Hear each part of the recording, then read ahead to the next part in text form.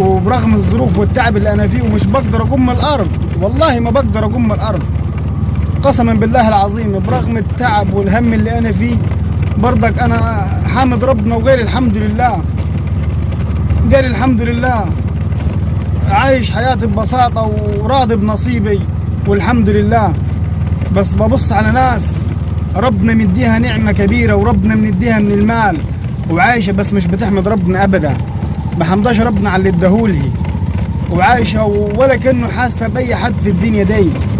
اللي انت معاك المال ممكن في لحظة يخلص منك، لكن الثواب مش هيخلص، الحسنات بتاعتك مش هتخلص.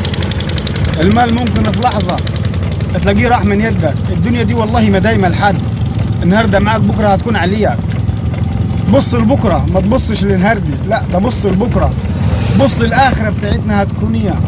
بص انت عايز ربنا يكرمك وتخش الجنه ونعيمه،